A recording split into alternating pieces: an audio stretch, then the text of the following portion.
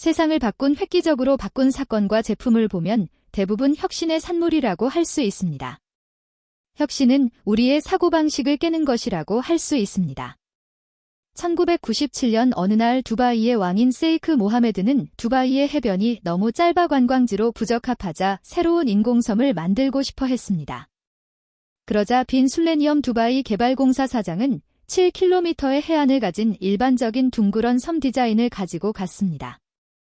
그러자 모하메드 왕이 이렇게 말했습니다. 나는 7km가 아닌 70km짜리 해안을 원합니다. 그래서 새롭게 설계한 것이 두바이의 명물인 팜 아일랜드입니다. 발상의 전환으로 야자수가지 모양으로 설계해 해변을 10배로 늘린 것입니다. 두바이의 CEO 모하메드 국왕이 시인이 이어서 이러한 상상이 가능했다고 합니다. 사고방식의 혁신과 관련하여 중동 관련 아주 유명한 이야기 하나 더 해보도록 하겠습니다. 1975년 어느 여름, 박정희 대통령은 현대건설의 정주영 회장을 청와대로 불렀습니다. 그리고는 이렇게 말했습니다. 중동 국가들이 달러를 주체하지 못해 사회 인프라를 건설하려고 하여 달러를 벌어들일 좋은 기회가 왔는데 다른 사람들은 다들 못하겠다고 합니다. 만일 정 회장도 못하겠다고 한다면 나도 깨끗이 포기하지요. 그러자 정 회장은 바로 중동으로 달려갔고 5일 뒤에 박정희 대통령에게 이렇게 보고했습니다. 중동은 세상에게 건설 공사하기에 제일 좋은 지역입니다. 1년 12달 내내 비가 오지 않아 1년 내내 공사할 수 있고요. 건설에 필요한 모래 자갈 구하기 쉽고요. 더운 날이야 낮에 자고 밤에 일하면 됩니다. 엄청난 역발상이 아닐 수 없습니다. 스포츠와 관련한 사고방식의 혁신을 한번 살펴보도록 하겠습니다.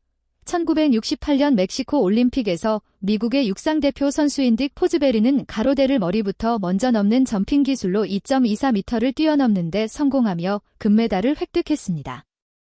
올림픽 신기록이었습니다.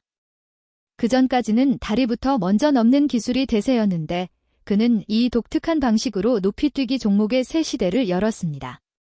포즈베리 방식이라고 불리우는 이 방법은 현재까지도 대부분의 높이뛰기 선수들이 사용하는 방식이 되었습니다. 오리건주 매드퍼드의 고등학생이었던 포즈베리는 처음에는 코치에게 배운 대로 양다리를 벌리는 스트레들 방식을 사용했습니다. 그는 자신만의 방식으로 발전시키기 전에는 그저 평범한 선수에 불과했습니다. 어느 날 그는 전통적인 점프 방식이나 자세는 염두에 두지 않고 뛰어보기로 합니다. 심지어는 높이뛰기 자체에 대해서도 생각하지 않기로 했습니다. 일단 몸이 가는 대로 내버려 두었습니다. 이러한 방식은 착지구역이 모래에서 고무 매트로 바뀐 후에 사용할 수 있었으며 비록 스포츠 자체가 바뀐 것은 아니었지만 포즈베리의 혁신적인 스타일은 높이뛰기 종목에 가장 보편적으로 이용하는 기술이 되었습니다. 스포츠 관련하여 한 가지 사례를 더 들어보겠습니다. 지금 남자 농구 선수들이 슛을 할 때 사용하는 동작을 던핸드 점프슛이라고 합니다. 한 손으로 점프하면서 슛을 하는 것으로 일반적인 농구의 한 동작입니다. 그러나 이러한 동작도 1936년 행크 루이 세티가 사용했을 때는 쓰레기라 폄하되었으며 그건 농구가 아니다라는 비난을 받았습니다. 행크 루이 세티 이전에 사용하는 슛 동작은 세트샷이라 불리는 두 손을 사용하여 던지는 방식이었습니다.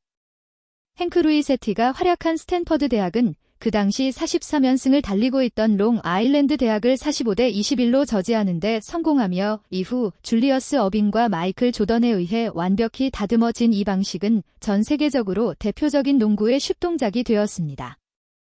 사고방식의 혁신은 주로 전쟁에서도 큰 효과를 발휘했습니다. 기원전 221년 춘추전국 시대의 중국을 최초로 통일한 사람이 진시황입니다. 그는 봉건제를 폐지하고 중국을 36개 군으로 나누고 9년제를 실시한 중국 최초의 중앙집권체제 왕국을 건설하였습니다. 그가 이렇게 중국을 통일할 수 있었던 것은 전쟁에서 아주 혁신적인 방법을 도입했기 때문입니다. 이른바 개수형 성과주의라 명칭을 부여할 수 있는데 그 당시 전쟁에서 승리하면 주로 논공행상은 귀족들이나 장수들 위주로 나눠먹기로 배분하곤 하였습니다. 밑에서 아무리 목숨을 걸고 싸워도 늘 공은 장수나 귀족들이 가져가는 시스템이라 병졸들은 그다지 열과 성의를 다하지 않았었다고 합니다. 그래서 장수가 패하거나 포로로 잡히면 모두 도망가거나 뿔뿔이 흩어져 버리고 말았습니다. 그도 그러것이 논공 행상이 어려운 이유가 누가 공을 세웠는지 명확하지 않았습니다. 이러한 문제점을 간파한 진시황은 논공 행상이 쉽도록 개수형 성과주의를 들고 나왔습니다. 개수형 성과란 적의 목뱀수였다. 간단했습니다. 숫자로 명확히 확인할 수 있으니 시시비비도 없었습니다. 이 성과에 따라 천민도 병졸도 승급을 하고 장수가 될 수 있었습니다. 그 외에 성과는 없었습니다. 오로지 성과는 적의 목밖에 없었기에 진나라 병사는 성과 창출의 혈안이 되었고 포로라는 것이 아예 없었습니다. 어떤 전투에서는 35만 명이 몰살되는 참극이 벌어지기도 했습니다.